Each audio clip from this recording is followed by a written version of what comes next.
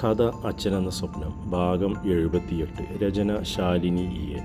ബദ്രി സാധകം ചെയ്തു കഴിഞ്ഞ് റൂമിലെത്തുമ്പോഴാണ് ഫോണിൽ കാർത്തിയുടെ കുറേ മിസ് കോളുകൾ വന്ന് കിടക്കുന്നത് കണ്ടത്.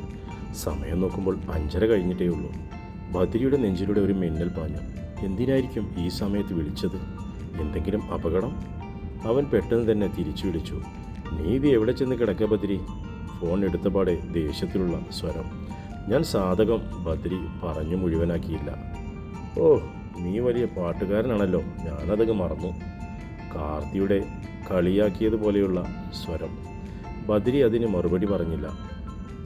ഇന്ന് പകൽ നീ ഫ്രീ ആണോ? എനിക്കൊരിടം വരെ പോകാൻ ഉണ്ടായിരുന്നു, കൂടെ വരാൻ പറ്റുമോ എന്നറിയാൻ വേണ്ടി വിളിച്ചതാ. നെഞ്ചത്തു നിന്നും ഒരു ഭാരമിറങ്ങിയതുപോലെ ബദ്രി ശ്വാസം ആഞ്ഞു വലിച്ചു വിട്ടു.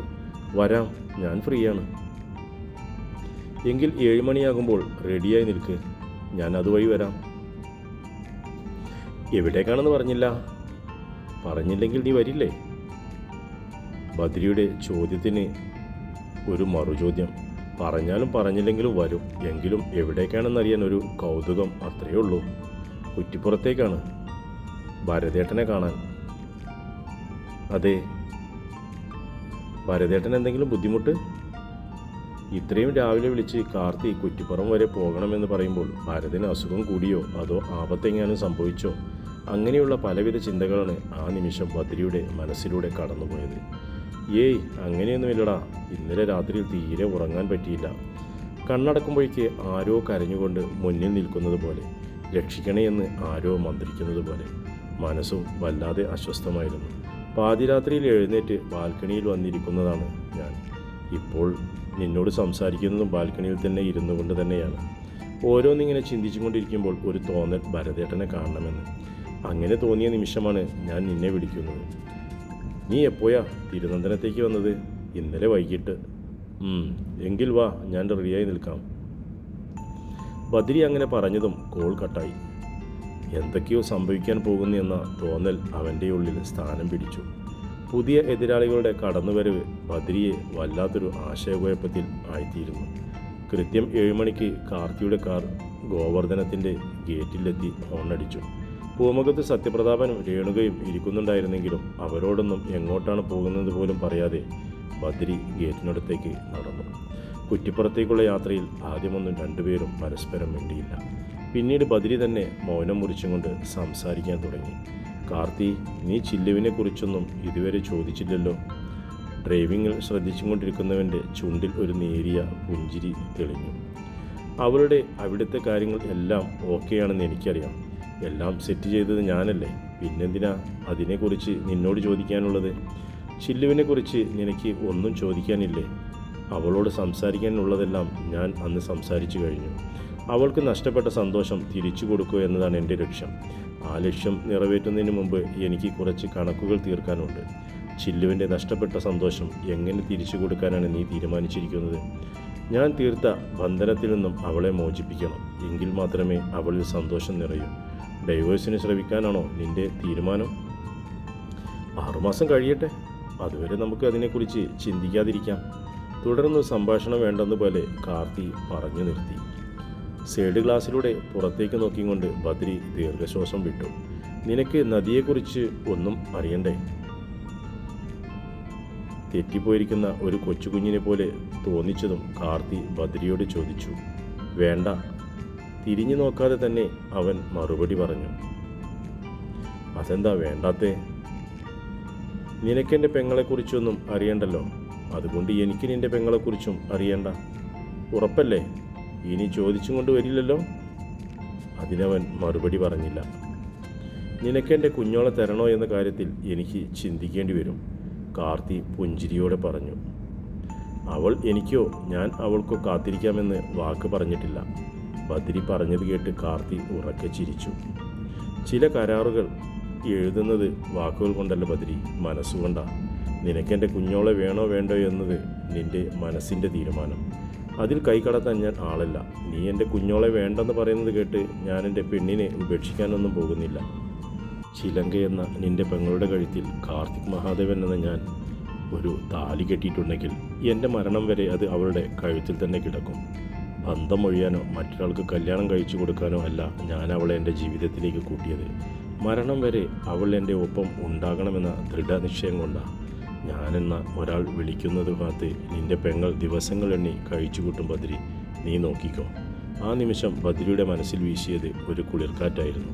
ബദ്രിയുടെ മുഖത്തെ ഭാവമാറ്റങ്ങൾ ഇടം കണ്ണാൽ മനസ്സിലാക്കിക്കൊണ്ട് നേർത്ത പുഞ്ചിരിയോടെ കാർത്തി കാർ ഓടിച്ചും കൊണ്ടിരുന്നു. പതിവില്ലാതെ ഗേറ്റിന് മുന്നിൽ നിന്നും ഹോണടി കേട്ടതും സുഭദ്ര ആരാണെന്ന് നോക്കാനായി പൂമുഖത്തേക്ക് ചെന്നു. കാർ ജയചന്ദ്രൻ്റേതാണെന്ന് മനസ്സിലായതും സുഭദ്രയുടെ നെറ്റി ചുളിഞ്ഞു. ഇതെന്താ ഈ നേരത്ത്, അതും പറയാതെ? അവർ വേഗം ഗേറ്റ് തുറക്കാനായി ഓടി.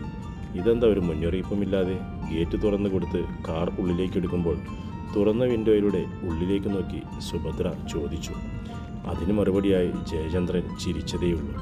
കാർ നിർത്തി പൂമുഖത്തേക്ക് കയറുമ്പോൾ സുഭദ്രയും പിന്നാലെ എത്തി. എന്താ ജയേട്ടാ, എന്തെങ്കിലും പ്രശ്നമുണ്ടോ? അതാണോ ഈ നേരത്ത്? സുഭദ്രയുടെ മനസ്സിൽ ഉത്കണ്ഠ മാറുന്നില്ല. എനിക്കെൻ്റെ ഭാര്യ വീട്ടിലേക്ക് വരാൻ സമയവും കാലവും നോക്കേണ്ടതുണ്ട് ഭദ്രേ. സുഭദ്രയുടെ കഴുത്തിലൂടെ കൈയിട്ട് തന്നിലേക്ക് ചേർത്ത് പിടിച്ചും കൊണ്ടാണ് ജയചന്ദ്രൻ പറഞ്ഞത്. പിന്നെ അതൊന്നുമല്ല, എന്തോ കാര്യമുണ്ട്, ജയേട്ടൻ പറയും. നീ വാ, ഇവിടെ ഇപ്പോൾ ആരാ ഉള്ളത്? അയാൾ പരിസരത്തേക്ക് കണ്ണൊടിച്ചും കൊണ്ട് ചോദിച്ചു. ലൂസിയുണ്ട്, അല്ലാതെ വേറെ ആരെയും ഇല്ല. എന്തേ? നമുക്ക് രഹസ്യമായി സംസാരിക്കാൻ പറ്റിയ ഒരിടം എവിടാ ഈ വീട്ടിൽ? ജയചന്ദ്രൻ ചോദിച്ചതും ഗൗരവമുള്ളതെന്തോ വിഷയമാണെന്ന് മനസ്സിലായതും അവർ ചൂണ്ടുവിരൽ കവിളിൽ വെച്ചും കൊണ്ട് ചിന്തയിലാണ്ടു. എവിടെ പോയിരുന്നിട്ടും കാര്യമില്ല ജയേട്ടാ, എന്തെങ്കിലും ആവശ്യം പറഞ്ഞ് ലൂസി ഞാൻ ഇരിക്കുന്നിടത്തേക്ക് വരാതിരിക്കില്ല. സുഭദ്ര ഡൈനിങ് ഹാളിൻ്റെ എൻട്രിയിലേക്ക് ചായച്ചു നോക്കിക്കൊണ്ട് പതിയെ പറഞ്ഞു. എങ്കിൽ ഇന്നൊരു ദിവസം ലീവ് കൊടുക്ക്, നമുക്ക് രണ്ടുപേർക്കും കൂടി എവിടെയെങ്കിലും പോകാനുണ്ടെന്ന് പറയാം, അല്ലേ? അതാ നല്ലത്. എന്നാൽ ജയേട്ടൻ ഇരിക്കെ, ഞാൻ ലൂസിയോട് പറഞ്ഞിട്ട് വരാം. സുഭദ്ര കിച്ചണിലേക്ക് നടന്നു. ജയചന്ദ്രൻ ലിവിംഗ് റൂമിൽ സോഫയിലിരുന്നു. ലൂസി, ജോലികളെല്ലാം കഴിഞ്ഞില്ലേ? ജയേട്ടൻ വന്നിട്ടുണ്ട്, ഞങ്ങളൊന്ന് പുറത്തു പോവും. ചിലപ്പോഴേ ഇന്ന് വരൂ. നീ ഒരു കാര്യം ചെയ്യൂ, ഇന്ന് വീട്ടിൽ പൊയ്ക്കോ, നാളെ രാവിലെ വന്നാൽ മതി. ശരി മേഡം. സുഭദ്ര പറഞ്ഞത് കേട്ടെന്നു ലൂസി വേഗം കിച്ചൺ ഒതുക്കാൻ തുടങ്ങി. അരമണിക്കൂറിനുള്ളിൽ അവർ ബാഗുമായി സുഭദ്രയോട് യാത്ര പറഞ്ഞിറങ്ങി. മുണ്ടോർ അടച്ച സുഭദ്ര ജയചന്ദ്രനടുത്തേക്ക് വന്നു. ജയേട്ടന് കുടിക്കാൻ എന്താ എടുക്കേണ്ടത്? ഇപ്പോഴൊന്നും വേണ്ട, നീ ഇരിക്ക്.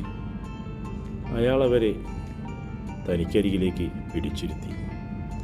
ഏട്ടൻ പറയുന്നു മാലിനിയെ ഇവിടെ നിന്നും ഉടനെ മാറ്റണമെന്ന്. അതെന്തിന്?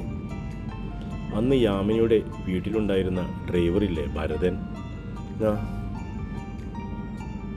അയാളെ താമസ സ്ഥലത്ത് കാണാനില്ലത്രേ. അയാൾ കാർത്തിയുടെ കയ്യിലെങ്ങാനും അകപ്പെടുമോ എന്ന് ഏട്ടന് പേടി. സുഭദ്രയുടെ നെഞ്ച് ആ നിമിഷം ഒന്ന് വേഗത്തിൽ മിടിച്ചു. ജയേട്ട, അങ്ങനെ എങ്ങാനും സംഭവിച്ചാൽ കാർത്തിയെ നിങ്ങൾക്കറിയില്ല, ചുട്ട് ഭസ്മമാക്കി കളയും അവൻ നമ്മളെ.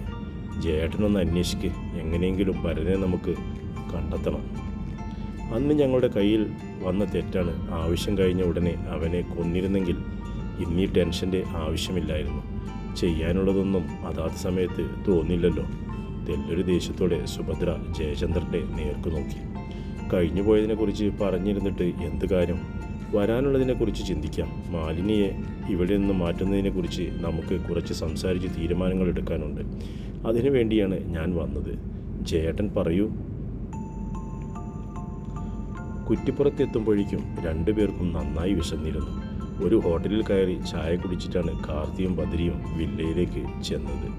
കനത്ത സെക്യൂരിറ്റി കാവലുണ്ടായിരുന്ന വില്ലയ്ക്ക് പുറത്തുനിന്നും ആരെയും അനുവാദമില്ലാതെ അങ്ങോട്ട് കടക്കാൻ സമ്മതിച്ചിരുന്നില്ല. കാർ പാർക്കിംഗ് ഏരിയയിൽ കാർ പാർക്ക് ചെയ്തതിന് ശേഷം അവർ ഭരതൻ കിടക്കുന്ന വില്ലയിലേക്ക് കയറി ചെന്നു. സ്വീകരണമുറിയിൽ ഇരിക്കുകയായിരുന്നു കനകമ്മൾ. അവരെ കണ്ടതും ചാടി എഴുന്നേറ്റു. കിച്ചണിലും മറ്റും ജോലിക്ക് ആളെ നിർത്തിയതിനാൽ കനകമ്മളിന് പ്രത്യേകിച്ച് ജോലിയൊന്നുമില്ലായിരുന്നു. ചെല്ലയ്യ, എവിടെ അമ്മ? മോൻ്റെ റൂമിലുണ്ട്, വരൂ. കനകമ്മാളിന് പിന്നാലെ കാർത്തിയും ബദ്രിയും ഭരതൻ കിടക്കുന്ന മുറിയിലേക്ക് നടന്നു. അടഞ്ഞു കിടക്കുന്ന വാതിൽ തുറന്നതും ബെഡിനടുത്തുള്ള കസേരയിൽ ചാഞ്ഞിരിക്കുന്ന ഭരതനെ കണ്ട് കാർത്തിയുടെ ചുണ്ടിൽ ഒരു പുഞ്ചിരി തെളിഞ്ഞു. ആഹാ, ഇത്രയൊക്കെ ആയോ? അങ്ങനെ ചോദിച്ചും കൊണ്ട് കാർത്തിയും, ഇങ്ങനെയായത് ഞങ്ങളെയൊന്നും അറിയിച്ചില്ലല്ലോ എന്ന് ചോദിച്ചുകൊണ്ട് ബദ്രിയും മുറിക്കുള്ളിലേക്ക് പ്രവേശിച്ചു. രണ്ടുപേരുടെയും ചോദ്യങ്ങൾക്ക് പകരമായി ഒരു പുഞ്ചിരി കൊടുത്തതല്ലാതെ ഭരതൻ ഒന്നും പറഞ്ഞില്ല. ഇടത് കൈയും അരക്ക് കീഴട്ടും അനക്കമെന്നായിട്ടുണ്ട്, പക്ഷേ സംസാരിക്കാനായിട്ടില്ല. രണ്ടുപേർക്കും കസേര നീക്കിയിട്ടും കൊണ്ട് ചെല്ലയ്യ പറഞ്ഞു.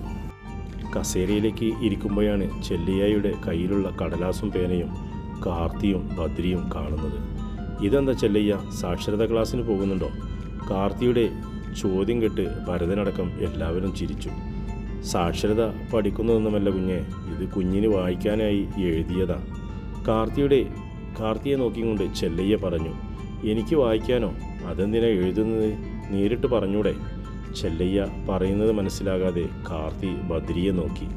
അതെ, എന്തിനാണ് എഴുതുന്നത്? നേരിട്ട് പറയാൻ പറ്റില്ലെങ്കിൽ ഫോണുണ്ടല്ലോ, അതിൽ വിളിച്ചു പറഞ്ഞാൽ പോരെ? ബദ്രിയും അവൻ്റെ സംശയം ചോദിച്ചു. മക്കളെ, ഞാൻ പറയുന്നതാണെങ്കിലല്ലേ നിങ്ങളോട് നേരിട്ടോ ഫോണിലൂടെ പറയാൻ പറ്റൂ. ഇവന് നിങ്ങളോട് സംസാരിക്കണമെങ്കിൽ ആ പറഞ്ഞ 2 കാര്യങ്ങളും നടക്കില്ലല്ലോ. അപ്പോൾ പിന്നെ എഴുതുകയല്ലാതെ എന്തു ചെയ്യാൻ കഴിയും? ഈ എഴുത്ത് മനസ്സിലാക്കിയെടുക്കാൻ നിങ്ങൾ കുറച്ച് പാടുപെടേണ്ടി വരും. അതെന്താ? കാർത്തിയുടെ മുഖത്തേക്ക് നോക്കി ചെല്ലയ്യ ഒന്ന് പുഞ്ചിരിച്ചു. ഇടത് കൈ അനക്കാമെന്ന് ആയിട്ടേ ഉള്ളൂ, വലത് കൈ കൊണ്ട് ഇപ്പോഴും ഒന്നും ചെയ്യാനായിട്ടില്ല. ഇടത് കൈയിൽ പേന പിടിച്ച് എഴുതാൻ പഠിച്ച ഒരാളല്ലല്ലോ ഭരതൻ. അതുകൊണ്ട് എഴുതുന്ന അക്ഷരങ്ങളുടെ ആകൃതിയും ഭംഗിയും കുറഞ്ഞു പോകും. എനിക്ക് മലയാളം പറയാമെന്നല്ലാതെ എഴുതാനും വായിക്കാനും അറിയില്ല. അറിയാമായിരുന്നെങ്കിൽ ഞാൻ ഇത് വായിച്ച് നിങ്ങളെ പറഞ്ഞു തരുമായിരുന്നു. അത് പറഞ്ഞുകൊണ്ട് അയാൾ തൻ്റെ കയ്യിലിരിക്കുന്ന കടലാസ് കാർത്തിയുടെ നേർക്ക് നീട്ടി. വിശദമായിട്ടൊന്നും എഴുതാൻ അവനെക്കൊണ്ട് കഴിയില്ല. കുഞ്ഞിന് അറിയേണ്ട കാര്യങ്ങൾ എല്ലാം ഇതിലുണ്ട്. 1 മാസമായി കുഞ്ഞ് ഇത് എഴുതാൻ തുടങ്ങിയിട്ട്. കാർത്തി കടലാസ് വാങ്ങി ഭരതൻ്റെ മുഖത്തേക്ക് നോക്കി. ഇടത് കൈ നെഞ്ചിലേക്ക് വെച്ച് തലയൊന്ന് കുനിച്ചു കാണിച്ചു ഭരതൻ. ആ ചെയ്തതിൻ്റെ അർത്ഥവും പൊരുളും കാർത്തിക്കോ ബദ്രിക്കോ മനസ്സിലായില്ല. കത്ത് മടക്കി പേസിൽ വെച്ചുകൊണ്ട് അവരുടെ സുഖവിവരങ്ങൾ അന്വേഷിച്ചു കാർത്തി. കുറച്ചുനേരം സംസാരിച്ചിരുന്നതിന് ശേഷമാണ് അവർ അവിടെ നിന്നും ഇറങ്ങിയത്. അടുത്തുള്ള ആയുർവേദ ഹോസ്പിറ്റലിൽ നിന്നാണ് ഭരതനെ ചികിത്സിക്കാൻ ഡോക്ടർ എത്തുന്നത്. രണ്ടുപേരും അവിടെയും കയറി ഡോക്ടറെ കണ്ട് സംസാരിച്ചു. അധികം താമസിയാതെ തന്നെ ഭരതന് സംസാരിക്കാൻ കഴിയുമെന്നും ഡോക്ടർ അവർക്ക് ഉറപ്പു നൽകി. തിരിച്ചുള്ള യാത്രയിൽ രണ്ടുപേരും പരസ്പരം ഒന്നും സംസാരിച്ചില്ല. ആ യാത്ര നേരെ കാർത്തിയുടെ ഫ്ലാറ്റിലേക്കായിരുന്നു. കടലാസിൽ എഴുതിയത് എന്തായിരിക്കുമെന്ന ചിന്തയായിരുന്നു രണ്ടുപേരുടെയും ഉള്ളിൽ. തുടരും കഥയുടെ അടുത്ത ഭാഗം.